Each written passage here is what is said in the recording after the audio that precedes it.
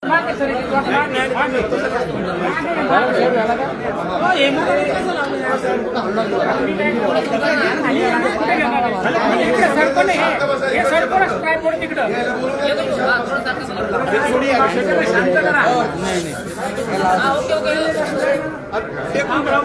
दादा अकाउंट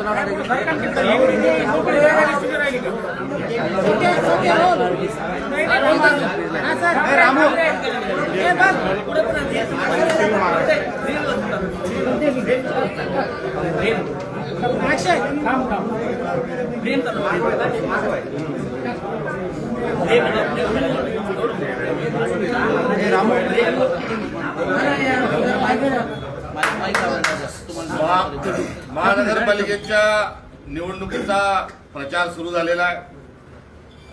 या निवडणुकीच्या पूर्वी 288 नगरपालिका व नगरपंचायतच्या निवडणुका देखील संपन्न झालेल्या आहेत।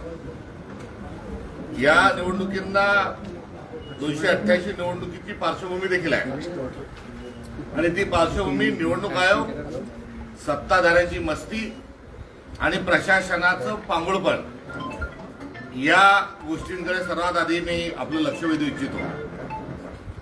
निवडणूक आयोगाने तारीख पे तारीख बदलत असताना घातलेला सावळा गोंधळ, निवडणुकीचा कार्यक्रम जाहीर करत असताना त्यांनी स्पष्ट सांगितलं की ज्या ज्या लोकांचे नाव दोनदा आहेत, तीनदा आहेत मतदार यादीत, या सर्वांना चिन्हांकित केलेलं आहे, त्यांच्या नावापुढे स्टार लावलेला आहे आणि तो मतदान करायला जेव्हा येईल तेव्हा आम्ही त्यांना विचारू की तुमचं नाव 2 ठिकाणी कुठे ठेवायचं आहे आणि तशा प्रकारचा अर्ज हा स्वीकारून त्यांना मतदानाला पाठवला जाईल। मात्र त्यात असलेल्या चिन्हांकित मतदार यादीचा कुठलाही वापर हा निवडणूक आयोगाने केला नाही आणि पर्यायाने फार मोठ्या प्रमाणावर बोगस मतदान देखील झालेलं आपल्याला बघायला मिळालं।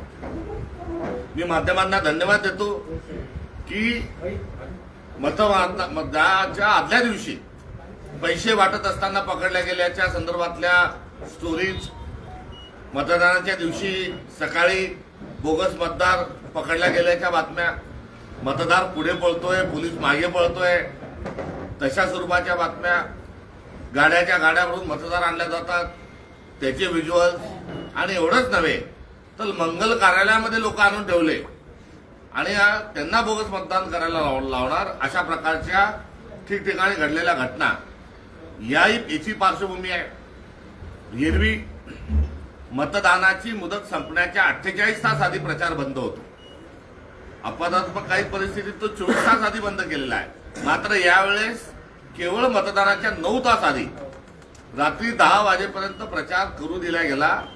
याचं कारण जे आहे की रात्रीतून रात्री यांना पैसा वाटता यावा, मतदार केंद्राचं जे सॅनिटायझेशन म्हणतो ते होऊ द्यायचं नाही, गोंधळ घातला जावा म्हणून निवडणूक आयोगाने सर्व आचारसंहिता संकेत हे गुंडाळून ठेवले आणि महाराष्ट्रातल्या गत निवडणुका फ्री अँड फेअर झाल्या नाहीत।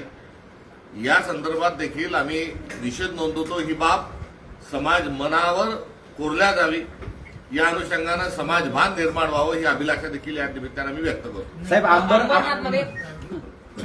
या सर्व पार्श्वभूमीवर निवडणुकीमध्ये भारतीय जनता पक्षाने जे यश मिळवलं आहे ते आणि त्यांच्या मित्रपक्षांचं यश हा पूर्ण मॅन्डेट नाही। या निवडणुकीत जो तमाशा मांडला भारतीय जनता पक्षाने, शिवसेना शिंदे गटाने आणि त्यासोबतच अजित पवारांच्या एनसीपीने जो तमाशा जो केला होता त्यातून घेतलेला जो वग आहे तो वग म्हणजे पैसा फेक तमाशा देख हा वगनाट्य त्यांनी महाराष्ट्राच्या लोकशाहीचा धिंगाणा वाजवत असताना या ठिकाणी पाळलं आणि अशा एकंदरीत परिस्थितीमध्ये काँग्रेस पक्षाला मिळालेलं यश हे महत्वाचं आहे आणि विरोधी पक्ष या नात्यानं आमच्या पक्षाला मिळालेला जो मॅन्डेट आहे त्यानुसार विरोधी पक्ष या नात्यानं आम्ही कार्यरत राहू ही या निवडणुकीची कारणमीमांसा आणि त्या संदर्भातली देखील भूमिका आम्ही मांडतो। महानगरपालिकांच्या ज्या निवडणुका आहेत या निवडणुकीमध्ये तोच किस्सा गिरवला जातोय। मतदार यादीतले 2 स्टार ठेवून सांगितलं होतं, ते 2 स्टार यावेळेस काढून टाकण्यात आलेले आहे आणि निवडणूक आयोगाने एकंदरीत जी खेळी केलेली आहे त्या खेळीतून वोट चोरी ही वारंवार कशी होते हे सिद्ध झालेलं आहे. हे देखील या निमित्तानं मी आपल्या निदर्शनास आणून देऊ इच्छितो. यात बरीच बार मोठ्या संख्येने विड्रॉल करणे आणि मोठ्या संख्येने अनअपोज कॅन्डिडेट निवडून आणणे हा देखील एक लोकशाहीला पांगळं करण्याचा भारतीय जनता पक्षाचा आणि त्यांच्या मित्रपक्षाचा हा कुठील डाव आहे. हे लोकशाहीला मारक आहे आणि धाकधपट करून घोडेबाजार मांडून आपण जर या पद्धतीने जर निवडणुकांना जात असाल तर लोकशाही आपली आता गुंडाळण्याच्या प्रक्रियेमध्ये भारतीय जनता पार्टी आलेली आहे. हे या निमित्तानं स्पष्ट होत असल्याचं देखील चिंता आम्ही या निमित्तानं व्यक्त करतो. झालेले विड्रॉल हे स्वाभाविक नाही. अनअपोज जे आलेले त्या आधारापोटी किंवा आपली जी एक संस्कृती आहे त्या ठिकाणी अपवादात्मक स्थिती आलेली आहे. मात्र त्या त्या ठिकाणची तिथे कारण आहे ही सर्व गुंडाळून ठेवलेली आहे. आणि या निवडणुकीमध्ये ज्या तमाशाला मध्ये घेतलेला जो वग आहे सत्ताधाऱ्यांचा हा आहे बाप बडा भैया सबसे बडा रुपया. आणि यामध्ये सत्ताधारी, जिल्हा प्रशासन, त्यामध्ये महसूल विभाग असेल, त्यामध्ये पोलीस विभाग असेल आणि निवडणूक आयोग हे सर्वजण कशा पद्धतीनं निवडणुका या संपन्न करत आहे ही सर्व बाब हे आव्हान ही सरळ सरळ थेट जो थ्रेट आहे, जे भय आहे, जे आव्हान आहे हे लोकशाही पुढे आहे. आणि भारताच्या नागरिकांना आमचं अर्थ स्वरूपाची हाक आहे की राजकीय पक्ष या नात्यानं हे आमचे हेतू आरोप नाहीत. या संदर्भामध्ये गांभीर्याने आपण सर्वांनी लोकशाहीला आणि एकंदरीत या प्रक्रियेला घेतलं पाहिजे. त्यासाठी डोळस दृष्टिकोनातून आपण याकडे बघावं. शेवटी भारताला संविधानिक मार्गानेच आपल्याला चालवायचंय, शांततेच्या मार्गानेच चालवायचं आहे. मात्र असंच सर्व जर चालत राहिलं तर अराजकता ही आपल्या देशातही माजवल्या जाईल. अराजकतेची स्थिती निर्माण होईल. आणि श्रीलंकेत जे झालं, नेपाळमध्ये जे झालं, बांगलादेशात जे झालं ते भारतीय जनता पक्षाला हात जोडून विनंती आहे की ते भारतात होऊ देऊ नका. आणि सदर सर्व प्रकरणं म्हणजे त्या दिशेने असणारी वाटचाल आहे.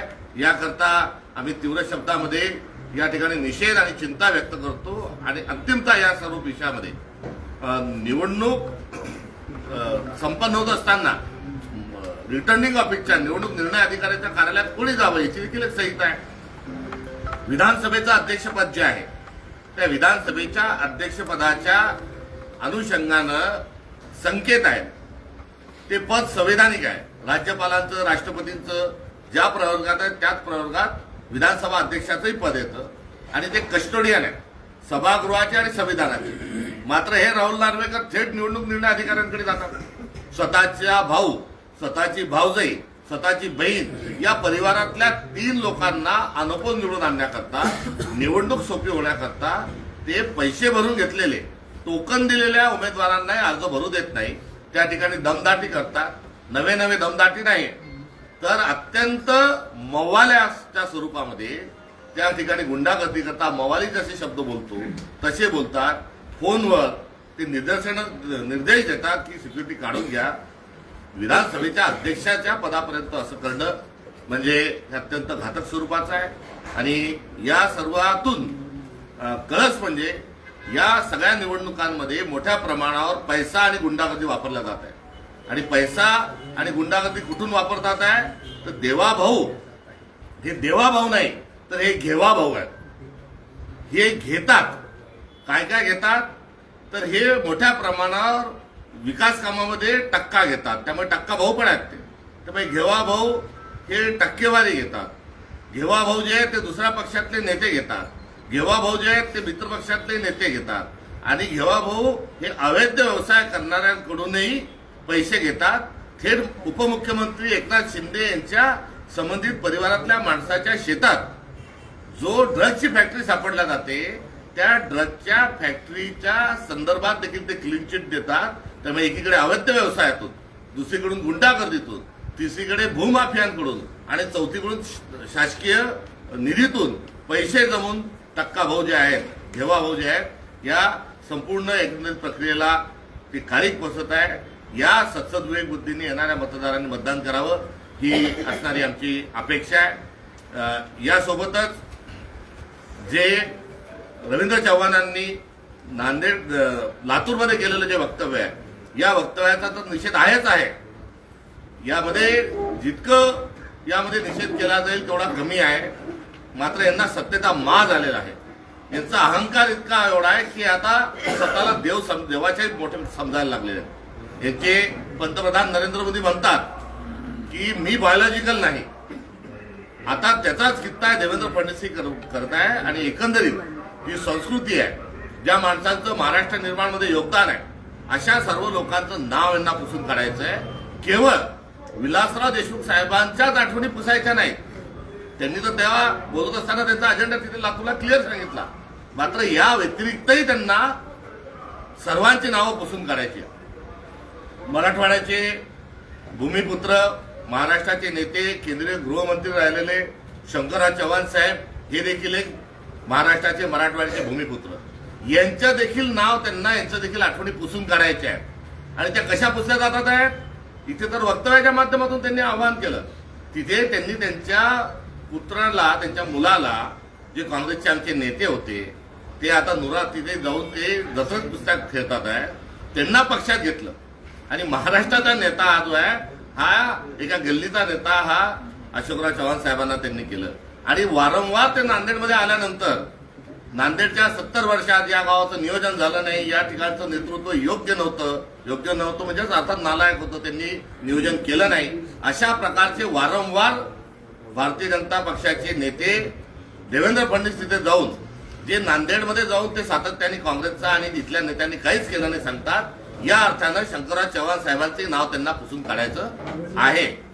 एवढंच नाही तर शिवाजीराव ठाकूरकर साहेब हे लोकसभेचे स्पीकर होते, केंद्रातले गृहमंत्री होते आणि त्यांच्या परिवारातल्या देखील व्यक्तींना भारतीय जनता पक्षात प्रवेश देऊन त्यांनाही या एका मोठ्या परिवाराचं एवढं मोठं पक्षश्रेष्ठीपर्यंत आणि राष्ट्रीय स्तरावरचं नाव असताना तिथे त्यांच्या नावाचा हा खच्चीकरण करण्याचा आणि त्यांचं नेतृत्व संपवण्याचा प्रयत्न हा लातूरमध्ये ठाकूरकर साहेबांच्या माध्यमातून हा झालेला आहे. त्याच्या पुढे येऊन बोलायचं झालं तर प्रमोद महाजन साहेब हे भाजपचे मोठे नेते होते, काँग्रेसचे नव्हते. मात्र प्रमोद महाजन साहेबांचं नाव पुसून काढायचं आहे, त्यांच्या आठवणी पुसून काढायचे आहे. अगदी त्यांच्या मुलीचं पूनम महाजनजीचं तिकीट पण त्यांनी कापून तो परिवार हा कुठेतरी विसरण्याच्या, पुसण्याच्या पलीकडे त्या पातळीवर हा आणून ठेवलाय. तेवढंच नाही तर ओबीसीचं नेतृत्व करत असताना मराठवाड्यातलं एक भूमिपुत्र आहे नात्यानं दिवंगत गोपीनाथराव मुंडे हे देखील भाजपचे एक नेते आणि मराठवाड्याच्या विकासामध्ये त्यांचा हातभार आहे. महाराष्ट्रामध्ये त्यांना एक नेता म्हणून मान्यता आहे. त्यांना गोपीनाथराव मुंडे साहेबांचंही नाव त्यांना पुसायचं आहे. पंकजा मुंडेंना जी वागणूक मिळते तो पुसण्यातला त्यांचंच नाव पुसण्याचा एक प्रकार आहे. मुख्यमंत्री देवेंद्र फडणवीस हे कार्यक्रमाला येत असताना जर मुंडे साहेबांचं आणि पंकजा मुंडेचं गाणं आलं, माईकवर वाजायला लावलं तर कपाळाला हात लावून पंकजा मुंडेंना थांबा थांबा म्हणावं लागतं आणि देवाभाऊ देवाभाऊ जय जयकार करावा लागतो. हे देखील मुंडे साहेबांचं नाव पुसून टाकण्याचा असणारा हा प्रयत्न आहे. हा विषय, हा खेळ नाव पुसून टाकण्याचा, आठवणी पुसून टाकण्याचा, योगदान अमान्य करण्याचा हा तेवढा पुरताच विलासरावजी साहेबांचा आणि या मराठवाड्याच्या नेत्यापुरताच मर्यादित नाही तर नागपूरला नितीन गडकरी यांचंही नाव पुसून काढायचंय. यावर्षी महानगरपालिकेच्या निवडणुकीच्या प्रक्रियेतून नितीन गडकरीजींना हे दुधातल्या माशीसारखं उचलून हे बाजूला देखील देवेंद्र फडणवीसांनी हे फेकून दिलेला आहे. आणि हा विषय तिथेही संपत नाही. मूळ अजेंडा आहे की आम्ही दुसरं कोणीही नको. अटल बिहारी वाजपेयी यांचंही नाव त्यांना पुसून काढायचंय, लालकृष्ण अडवाणी यांचंही नाव त्यांना पुसून काढायचंय, मुरली मनोहर जोशी यांचंही नाव पुसून काढायचंय. नवे तर या सर्वांच्या स्मृतींना हे आता स्मृतिश्रेयी न ठेवता पुसून टाकण्याच्या कामात हे नरेंद्र मोदी आणि अमित शहा लागलेले आहेत. आणि त्याच्या पुढे जाऊन राष्ट्रीय स्वयंसेवक संघ, ज्याच्याशी आमचे राजकीय मतभेद आहेत, त्या ठिकाणी गोळवळकर गुरुजी आणि डॉक्टर हेगडेवार हे त्या ठिकाणचे दोन असणारे आधारस्तंभ आहे. यांना रेशीम बागेतले त्यांचे पुतळे पण तिथून हटवायचे आहेत, त्यांचे तिथले फोटो पण हटवायचे आहेत. आणि या दोन फोटोच्या ठिकाणी त्यांना नरेंद्र मोदी आणि अमित शहा यांचे फोटो लावायचे. एकंदरीत भारतीय जनता पक्षाची ही जी मानसिकता आहे, या मानसिकतेला आता वेळीच ओळखलं पाहिजे. हा देश सगळ्यांचा आहे आणि या देशाच्या निर्मितीमध्ये सर्वांचं योगदान आहे. हा संविधानाचा मूळ भाग जो आहे हा यांना हटवायचा आहे. शाहू फुले आंबेडकर या विचाराने त्यांना पुसून काढायचंय. म्हणून आमचे उदयनराजे असतील, छत्रपती घराणं असेल, त्यांना त्यांनी त्यांच्या पक्षात घेऊन कुठेतरी त्यांना कमी लेखण्याचा प्रयत्न सुरू केलेला आहे. महात्मा ज्योतिबा फुलेंचा जो विचार आहे तो मागे टाकण्याचा प्रयत्न हा होत आहे. तर या एकंदरीत सर्व कारस्थानाचं पुरोगामी महाराष्ट्रातल्या संपूर्ण कार्यकर्त्यांना, संत परंपरेतील सर्व एकंदरीत मान्यवरांना ही भारतीय जनता पक्षाला पुसून काढण्याचं जी काही त्यांचा अहंकार आलेला आहे, आता यामध्ये यांचा अहंकार पुसून निघावा या अनुषंगानं सर्वांनी आपण सतर्क राहावं ही देखील अपेक्षा यानिमित्त आम्ही व्यक्त करतो. राहिला आपल्याला आज जो एक प्रश्न आपण पत्रकार परिषद सुरू होण्याच्या अनुषंगानं, तर अमरनाथ या ठिकाणी भारतीय जनता पक्षाच्या लेटर पॅडवर अमरनाथ विकास आघाडी ही त्यांनी रजिस्टर करण्याच्या अनुषंगानं कलेक्टरला पत्र दिलं. त्यामध्ये काँग्रेसच्या 12 नगरसेवकांचाही समावेश होता. मुळात ही निवडणूक आम्ही भारतीय जनता पक्षाच्या विरोधात लढलो. ही निवडणूक आम्ही शिंदे शिवसेनेच्या विरोधात लढलो. शिंदे शिवसेनेची तिथे प्रचंड दहशत आहे. त्या ठिकाणी कोणालाही ते उभं राहू द्यायला तयार नव्हते. अशा परिस्थितीत आमचा नगराध्यक्ष आणि संपूर्ण पॅनल आम्ही अमरनाथला उभं केलं. एकमेकांच्या विरोधात आम्ही लढलो. मात्र निवडणुकीमध्ये आमच्या उमेदवाराचा, आमच्या पक्षाचा पराभव झाला. तसाच शिंदे शिवसेनेचाही पराभव झाला आणि भारतीय जनता पक्ष निवडून आला. निवडून आल्यानंतर काँग्रेसच्या 12 नगरसेवकांनी त्यांची भूमिका ही पक्ष म्हणून ठेवणे आवश्यक होती. मात्र त्यांनी ती भूमिका ही ठेवली नाही. त्यांनी थेट स्वरूपाच्या मध्ये भाजपमध्ये ला सपोर्ट जो केला हा चुकीचा आहे. आणि ही बाब जशी निदर्शनास आली तशी निदर्शनास आल्यानंतर तिथले तालुका अध्यक्ष जे होते, ज्यांच्याकडे या निवडणुकीचं नेतृत्व काँग्रेसने सुपूर्द केलं होतं आणि या संपूर्ण घटनाक्रमामध्ये ते प्रामुख्याने पुढे होते, त्यांना शिंदे शिवसेनेशी त्यांचं पटत नाही म्हणून तुम्ही भाजपत जाणार का, हाही एक संचलन आम्ही त्यांना आणि चौकाच्या माध्यमातून दिला. आणि पातळीवर पटत नसेल, मात्र शिवसेनेचा आणि भाजप हे दोन्हीच्या सोबत जाण्याचं कुठलं कारण नाही. तुम्हाला पक्षाने तिकीटं दिले, तुम्हाला पक्षाने निवडून आणण्याकरता मदत केली आणि त्यानंतर तुम्ही आपण तिथे भूमिका ठेवायला आवश्यक होतं. मात्र आम्ही त्यांना निलंबित करतो आणि बघा विडंबना, आणि भारतीय जनता पक्ष त्यांना स्वतःच्या पक्षात प्रवेश देतो. म्हणजे भारतीय जनता पक्षाने सगळ्या गोष्टी कशा गुंडाळून ठेवल्या याचं उदाहरण आहे. आणि ही बाब पुढे आल्यानंतर प्रदेशाध्यक्षानं त्यानं मला जाब विचारला, मला प्रश्न विचारले. मी सांगितलं हे अत्यंत चुकीचं आहे आणि आम्ही या चूक केलेल्या लोकांवर कारवाई करणार. नेमका हाच प्रश्न देवेंद्र फडणवीसांना विचारला.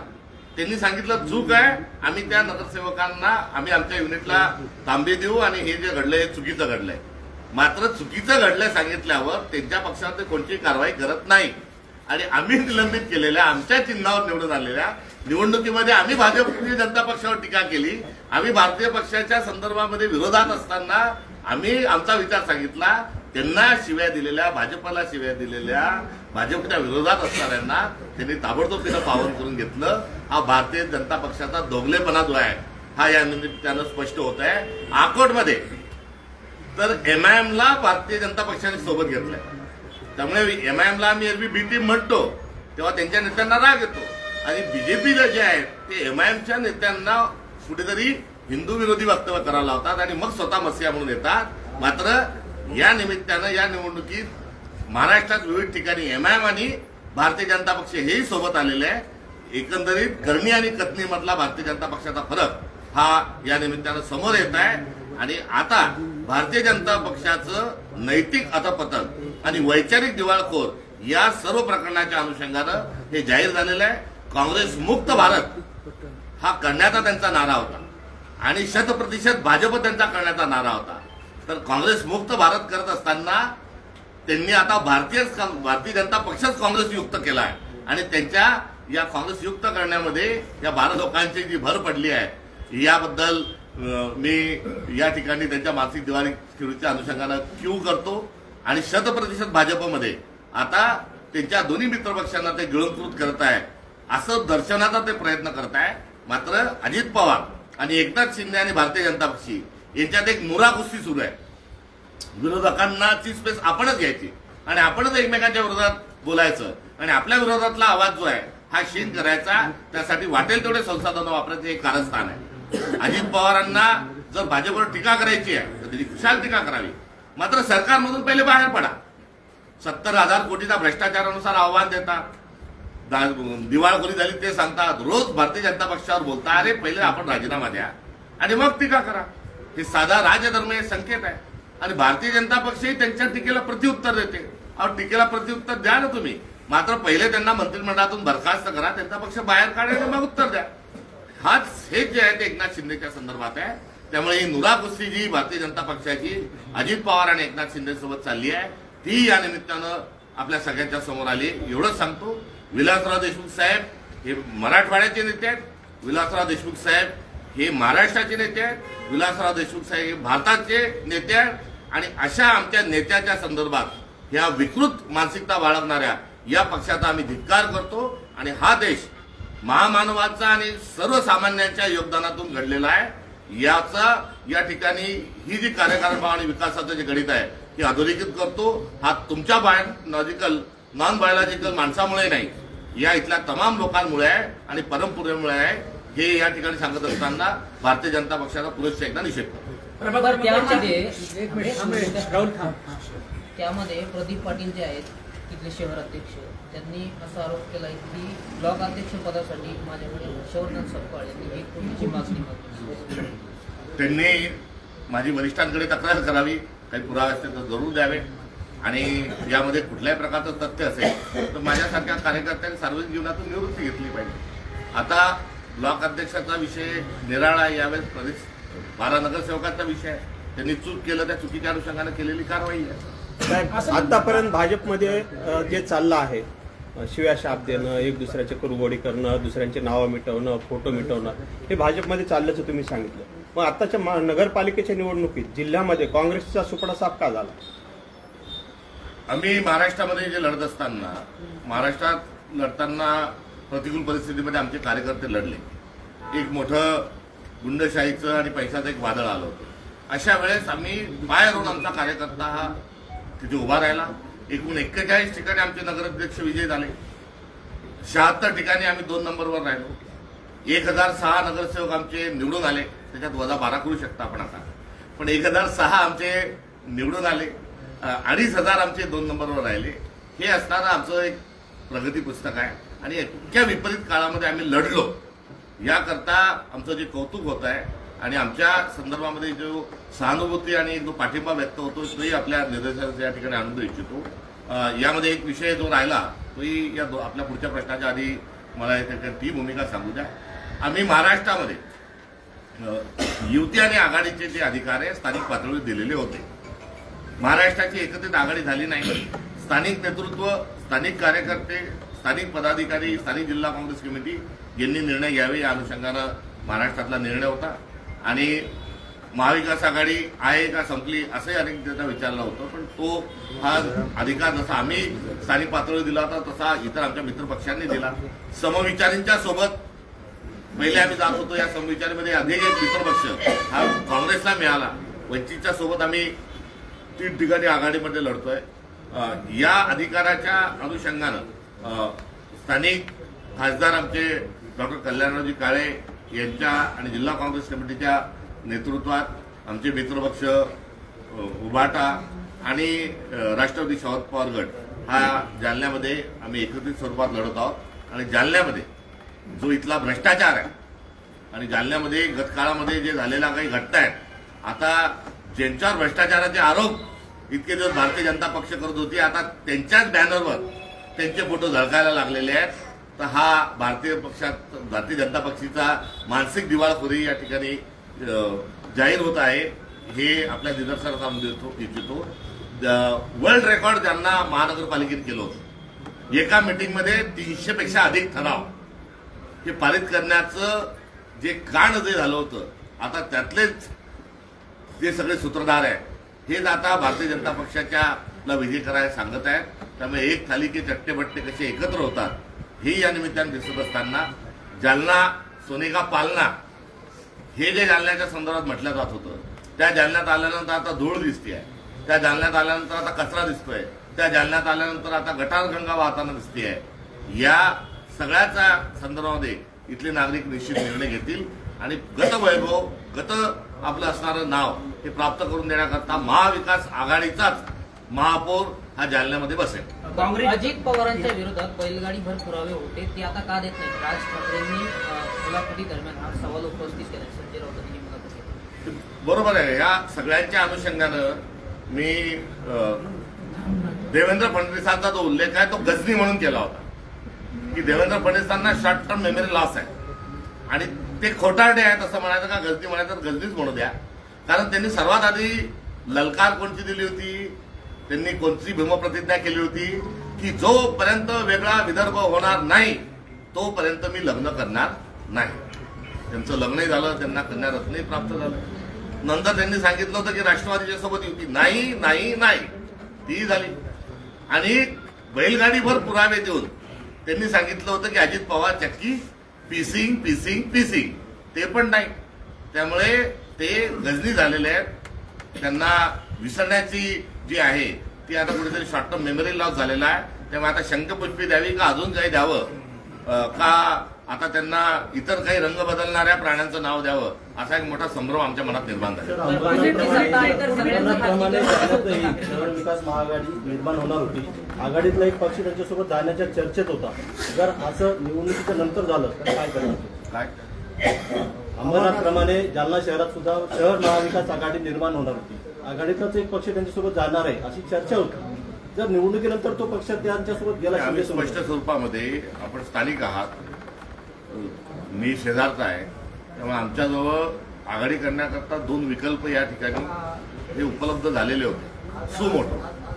आम्हाला ते विकल्प निवडणुकीच्या आधी पण एक्सप्लोर करता आले. मात्र वैचारिक भूमिका ठाम आहे. आम्ही घड्याळाच्या सोबत आणि धनुष्यबाणाच्या सोबत कुठेही जाणार नाही. इथलं नेतृत्व आमचं जाणत आहे. जे अंबरनाथचा संदर्भ आपण घेताय तिथल्या जो भाग होता हा वेगळा होता. पण या सगळ्यातून मॉरल ऑफ द स्टोरी ही आहे की काँग्रेस वैचारिक भूमिकेच्या अनुषंगानं हे ठाम आहे. व्यावहारिक निर्णय तो अनेकांना वाटत नाही. मात्र आम्ही काही व्यवहार करायला धंदेवाईक नाही, आम्ही विचारांची पाहिजे आहोत. व्यवहार सांगतो की कशाला त्याला धकून घ्या, ऍडजस्ट करून घ्या, निवडून आले सांगून घ्या. मात्र आम्ही व्यवहार धंदेवाईक नाही, आम्ही विचारासाठी बांधील आहोत आणि विचारासोबतच स्टँड करतो. सगळ्यांचे खासगीकरण होईल उद्धव ठाकरेंनी आरोप. काँग्रेसची देशात सत्ता येऊ द्या, सगळ्यांचं राष्ट्रीयकरण होईल. सर, पूर्वी ईडीचा आरोप केला जातो, ईडीच्या धाकामुळे तुमचे लोक भाजपमध्ये जात होते. आता कोणता असा धाक आहे की अंबरनाथचे एकाच वेळेस 12 नगरसेवक तुमच्याकडून जात आहेत? आमच्याकडून 12 नगरसेवक गेलेले नाही. जे झाली होती ती आमचे नगरसेवक, आमच्या पक्षाचं स्थान, आमच्या पक्षाचा गट हा अबाधित ठेवून त्यांनी अभद्र युती ही भाजपशी केली होती आणि त्यांनी केलेल्या कृतीच्या अनुषंगानं पक्षशिस्त कारवाई म्हणून आम्ही त्यांना बडतर्फीची कारवाई केलेली होती. पूर्वी ईडीचा धाक होता, आता कोणता? त्यांना धाका सांगतच नाही ना तुम्हाला. तुम्ही धाकाने गेले सांगायचं, आम्ही त्यांना बडतर्फ केलं, बडतर्फ केले. त्यांना काँग्रेसचे नगरसेवक पक्षात घेताना लाज वाटली नाही का, हा त्यातला मूळ प्रश्न आहे. आणि त्यांनी त्यांना विकत घेतलं का प्रलोभनातून घेतलं, हा प्रश्न आता तुम्ही आमच्या निलंबन केला, आमचा विषय संपला. आता भारतीय जनता पक्षाने त्यांना कसं घेतलं, त्यांच्या विचाराच्या असणाऱ्या विचाराला मोठे पायी कोण घेतलं का अजून कोणत्या कारणाने घेतले, भारतीय जनता पक्षाला विचारलं पाहिजे. 40 आमदार फोडण्यासाठी 2000 कोटी रुपये कुठून आणले राज ठाकरेंनी असा आरोप ते स्पष्ट आहे. या संदर्भात काँग्रेसने यापूर्वीच आरोप केलेला आहे. नवे तर सरकारला आव्हान दिलेलं आहे. समृद्धी महामार्गात 2000 कोटीचा भ्रष्टाचार झालेला आहे, हा काँग्रेसचा आमचा आरोप आहे. आणि संपूर्ण समृद्धी महामार्गाची श्वेतपत्रिका जाहीर करावी ही देखील आमची मागणी आहे. आमच्या या मागणीवर बहिऱ्याचं आंधळ्याचं सोंग हे सरकारने घेतलेलं आहे आणि या 2000 कोटी रुपयातूनच 50 खोके एकदम मोकेचा नारा बुलंद झालेला आहे. सर, कोल्हापूरमध्ये राष्ट्रवादी एकत्र आले आहेत. अजित पवार असं म्हणतात की झालं गेलं एकत्र. आणि त्याला जोडून झेडपी निवडणुकीनंतर दोन्ही राष्ट्रवादी एकत्रबाबत चर्चा करू असं अजित पवार म्हणाले. मी काँग्रेसचा प्रदेश अध्यक्ष आहे, त्यामुळे माझ्या पक्षाच्या संदर्भात बोलेल आणि माझ्या पक्षाशी संबंधित असेल त्यावर. सर, एक मिनिट. कोल्हापूरमध्ये असं आहे की हसन मुश्रीफ असं म्हणले की काँग्रेसनं या निवडणुकीतून माघार घ्यावी आणि महायुतीला पाठिंबा द्यावा, कारण तुमचं राज्य सरकारने आणि केंद्रात पण सरकारने, असं आवाहन त्यांनी सतीश पाटलांना केले होते, अशी माहिती. हसन मुश्रीफ साहेबांनी त्यांच्या पक्षाचा राजीनामा द्यावा आणि भाजपत चाललं जावं. राजकारणातले धुरंधर म्हणजे ठाकरे बंधू संजय राऊतांनीच मुलाखती झाली. त्यांचा पक्ष आहे, त्यांचे ते नेते आहेत आणि त्यांनी आदरापोटी त्यांच्या नेत्यांबद्दल केलेलं ते वक्तव्य आहे, त्याचा सन्मान आम्हाला. राहुल होऊ दे तुझा एकदा.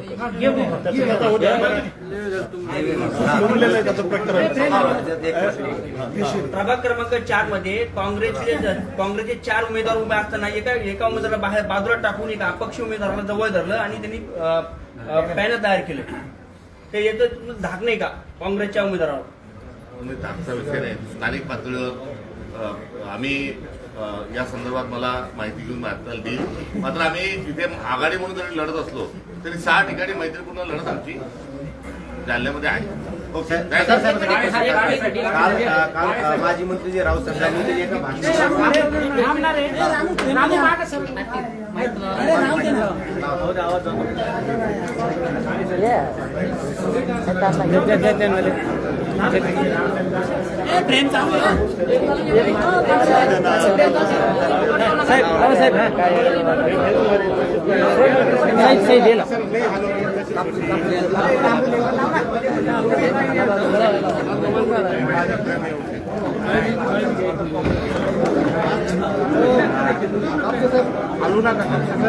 माझा काहीच हक्का नाही, फक्त मी हे द्यावं लागेल का नाही मला. तुम्ही तर इतकं सहन करून जर तुम्ही जर अजून त्रास म्हणले की याला पाडून तुम्ही कल्याण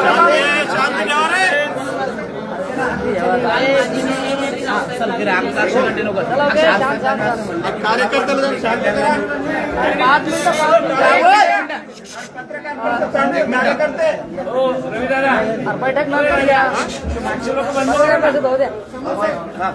काल रावसाहेब दानवे असं म्हटलं की मला पाडून तुम्ही कल्याणला निवडून आणला, आता घ्या कल्याण करून 2 वर्षात तुम्हाला 2 लाख सुद्धा आणता आला नाही. असं चॅलेंज तुम्हाला चॅलेंज चॅलेंज काय? केंद्र सरकारच्या बजेट झाल्यानंतर जेवढे पैसे राज्याला आले ते आम्ही 48 खासदारांनी निधीत आणले. त्याच्यामुळे केंद्राचं येणारं जे बजेट आहे तेव्हा आता काय रावसाहेब दानवे सभागृहात बसतात आणि बजेट आणतात का? लोकांना बुमरॅंग करायचा विषय आहे. त्याच्यामुळं असं वळण द्यायचं. मला त्याच्यावर एकच गोष्ट सांगायची, यांनी किती खोटे कामं केले. आदरणीय पंतप्रधान सारख्या माणसाला सांगितलं 2024ला की आमचं ड्रायपोर्ट पूर्ण झालं आणि ड्रायपोर्ट पूर्ण झाल्यावर त्याचं उद्घाटन करा. मोदीजीने पण त्याचं उद्घाटन केलं. अजूनही ड्रायपोर्ट चालू झालं नाही, फक्त भिंती बांधून ठेवल्या होत्या. आता या 12 महिन्यात त्या ड्रायपोर्टचं काम पूर्णत्वाला नेलं. आता टेंडर निघालं, लवकर ड्रायपोर्ट कार्यान्वित होणार. सर, मागच्या वेळेस आपण टेंडर निघालं होतं म्हणलं होतं, तिकडे पाहणी करून आलो होतो तर आपण टेंडर निघालं म्हणलं होतं ड्रायपोर्टचं. अजून वर्ष झालं पण अजून तसंच आहे. ड्रायपोर्टचं टेंडर काल परवा परत पुन्हा निघालं आणि त्याच्यामध्ये 3 पार्ट्या आल्या. केंद्र सरकारचे नितीन गडकरी यांना मी स्वतः जाऊन भेटलो. या वेळेला त्या टेंडरमधली कोणती जी त्यांची नियमानुसार पार्टी असेल ती फायनल होईल आणि ते कार्यान्वित होईल. साहेब 2 वर्षात किती निधी आणला? मी आमदार नाही, पण आमदारांचा बाप आहे. एक नाही तर 2 आमदारांचा. आम्हाला त्यांच्या बाप असण्यावर शंका नाही. त्यांना का आली मला नाही कळलं. सर, ते विषय असा आहे, त्यांचं म्हणणं आहे की विकास ते आहेच ना, ते नाही का? आम्ही कोणी नाकारलं? आता एका राज्यातल्या एवढ्या मोठ्या नेत्यांनी मी 2-2 आमदाराचा बाप म्हणलं, हे कशाला धरून बोलता येतं मलाही काय कळायला. पण विकास कामाच्या बाबतीत ते भरकटण्याचा प्रयत्न करतात. सरळ गोष्ट आहे. त्यांना हे कळून चुकलंय. या जालन्याची जनता मागच्या लोकांनी केलेल्या भ्रष्टाचारी जनतेतला नेता आपल्या पक्षात घ्यायचा आणि आता आपण बॅकफुटवर गेलो तर कसं करावं म्हणून कुठंतरी त्याला सावरासावरीचा उद्योग सुरू आहे. सर्व राजकीय पक्षांचे लोक बोलवा आणि स्पर्धा लावा, कोणी काय केलं म्हणून जो हरेल त्यांनी कान धरून 5 उठबाशा मारा. निश्चितच मला त्याला 35 challenge वर्ष दिलं सगळ्या राजकीय झाल्यानंतर पक्ष. मी त्यांच्यासोबत बसेल. हा? मला सुद्धा त्यांच्यासारखे 35 वर्ष झाले की मी त्यांच्यासोबत बरोबरीनं बसेल. मी फक्त 5च वर्षाचा खासदार आहे. ते 35 वर्ष झाले त्यांना खासदार आमदार होऊन. त्यांची माझी स्पर्धा कधी होईल? आणि आताशी 1 वर्ष झालंय. थँक्यू. प्रचार आघाडीसाठी तुमची प्रचार आघाडीसाठी जालना शहरात फॉर्म्युलर वाऱ्या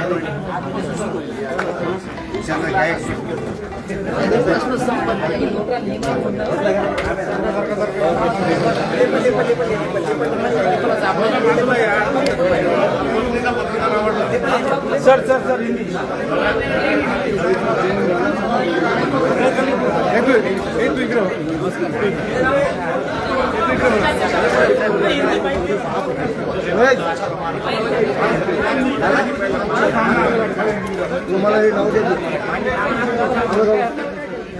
हिंदी रे बाबा.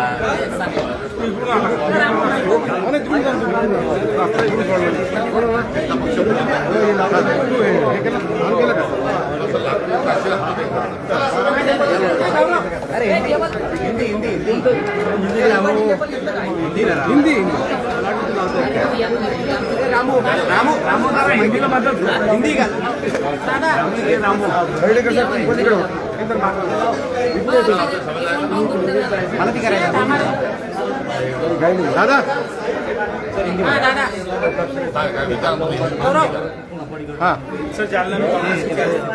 जालना में विकास आघाड़ी लड़ रहे हैं और यहाँ हमें पूरी उम्मीद है कि यहाँ पर महाविकास आघाड़ी का कांग्रेस का ही महापौर बनेगा। कोई बड़े नेता प्रचार में नहीं है ज्यादा। अभी प्रचार अभी भी शुरू हुआ है और डोर टू डोर विजिट है, इसमें ज्यादा हमारा जोर है।